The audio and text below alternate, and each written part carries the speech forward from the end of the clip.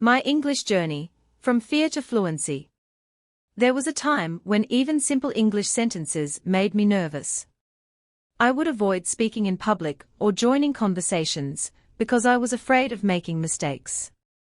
But deep inside, I knew English was important, not just for my studies or career, but for expressing myself confidently. So, I decided to change. At first, I started small. I watched English movies with subtitles and listened to English songs, trying to catch every word.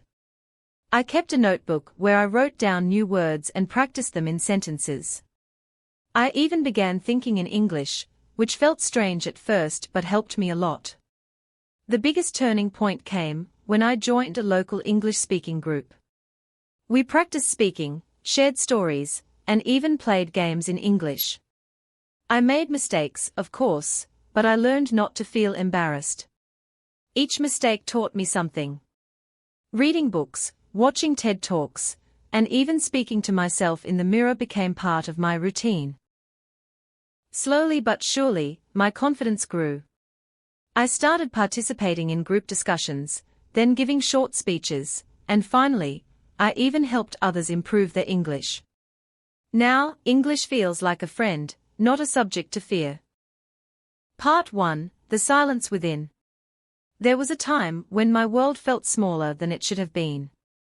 Not because I lacked ideas or dreams, but because I lacked the words to express them. English was a language I saw everywhere, on TV, in books, on social media, but it felt like it didn't belong to me. In school, I would sit quietly during English class, afraid to speak up. When the teacher asked a question, my mind raced, not with answers, but with panic. What if I said something wrong? What if they laughed? So I stayed silent. I became a master at avoiding eye contact, praying the teacher wouldn't call on me. My classmates seemed so confident. They spoke fluently, joked in English, and answered questions without hesitation. I admired them. I envied them. I wanted to be like them. But for me, English felt like a wall, a beautiful one, yes, but one I didn't know how to climb. The turning point came in the most unexpected way. Participating, of course. I was just part of the audience. But I still remember the moment one girl stepped onto the stage. She wasn't the best speaker, and her accent wasn't perfect, but there was something magical in her courage. She spoke from the heart. And the audience listened, not because her English was flawless, but because her message was clear and real. That day, something shifted inside me. I realized that English didn't need to be perfect to be powerful. I didn't need to sound like a native speaker. I just needed to be brave enough to try. Part 2: First Steps on a Long Road. Inspired, I started small. I made a deal with myself: 5 new English words a day. I got a small diary and began writing them down. Not just the meaning, but example sentences too.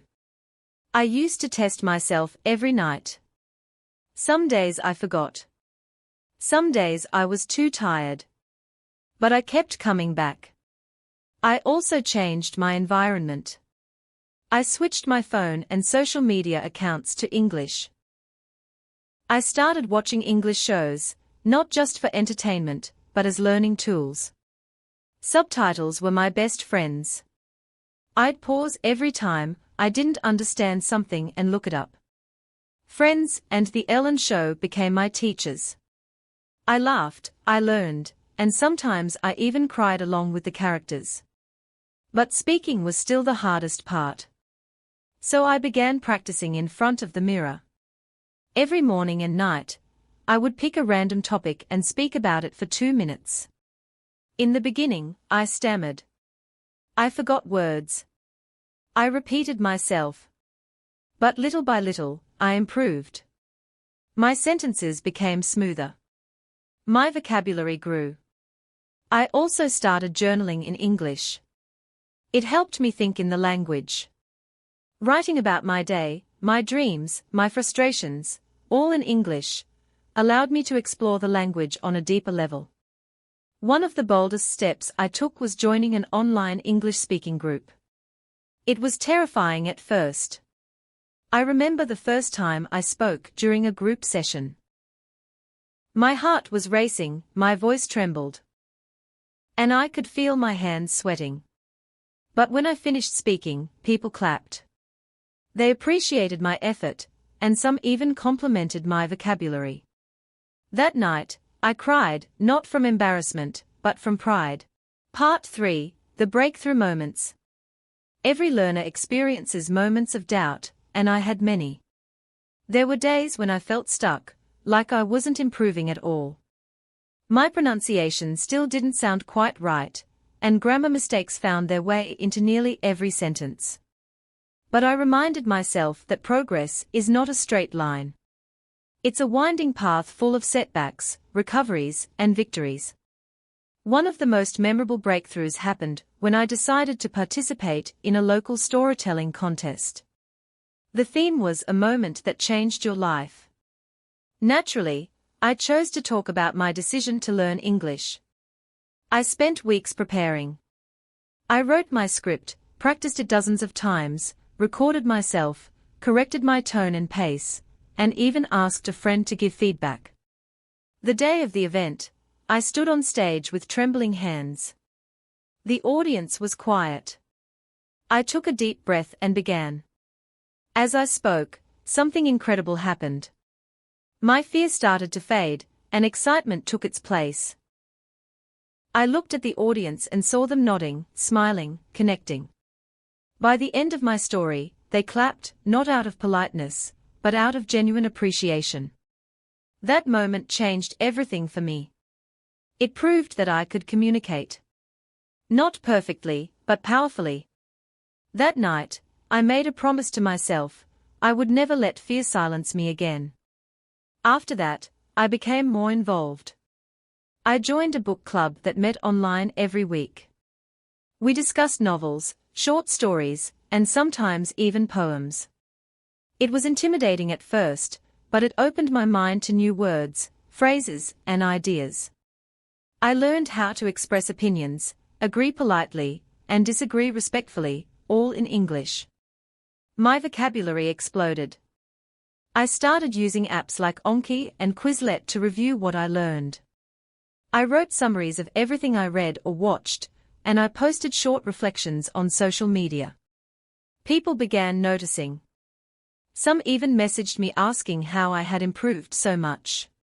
That was the best compliment I could have asked for. Part 4: Learning from the World. One of the most powerful parts of my journey was discovering that learning English doesn't just happen in classrooms or through textbooks. The real lessons were hidden in everyday life, in conversations, in observations, and in the world around me. When I traveled to another city for a short course, I had to rely on English to navigate unfamiliar places, speak to strangers, and attend lectures. I remember standing at a train station, trying to ask for directions from a foreign tourist who didn't speak my native language. I spoke in English, and to my surprise, we understood each other perfectly. It was a small victory, but it meant the world to me. I started attending online workshops and webinars conducted in English.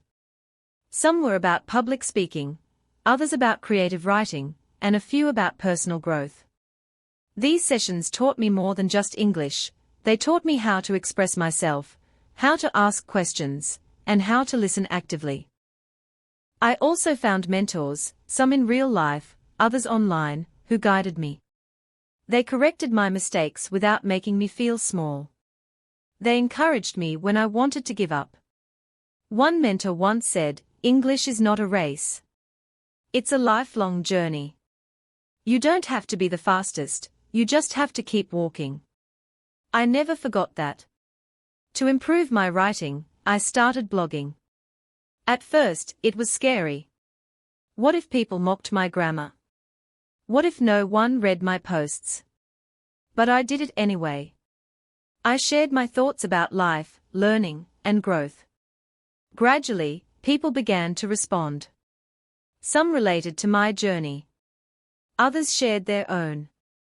My blog became a space of connection, and English was the bridge that made it possible. And then, I took the next big step, teaching others. Yes, I began helping beginners improve their English. It was terrifying at first, after all, I was still learning too, but I found that teaching reinforced everything I had learned. I explained concepts in simple terms, gave examples, and celebrated their progress. Watching others grow gave me purpose, and it reminded me of how far I had come. Part 5, A New Voice, A New Life. Today, when I look back at the quiet, uncertain girl I used to be, I feel proud. She was scared, yes, but she never gave up. She believed in small steps, and those steps led to giant leaps. English is now part of my daily life. I write, speak, read, and even dream in English sometimes. But more importantly, I use it to connect, to make friends from around the world, to share ideas, to inspire others. What was once my greatest fear has now become one of my greatest strengths. I still make mistakes sometimes. And I'm okay with that. Because language is not about perfection.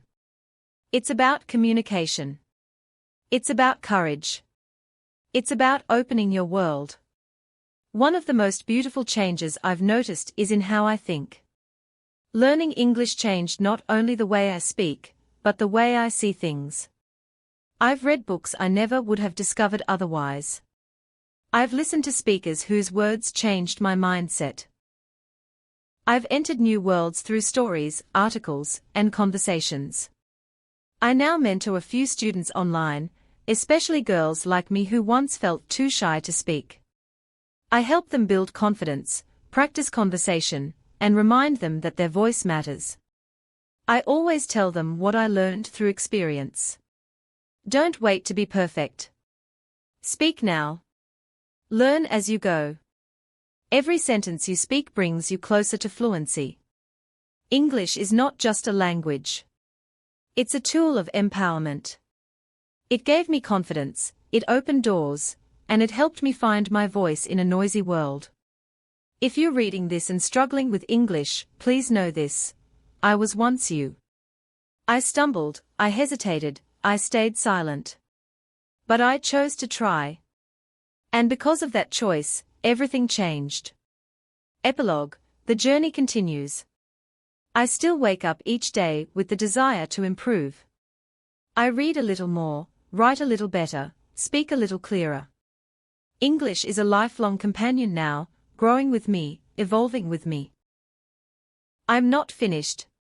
I never will be. But that's the beauty of it.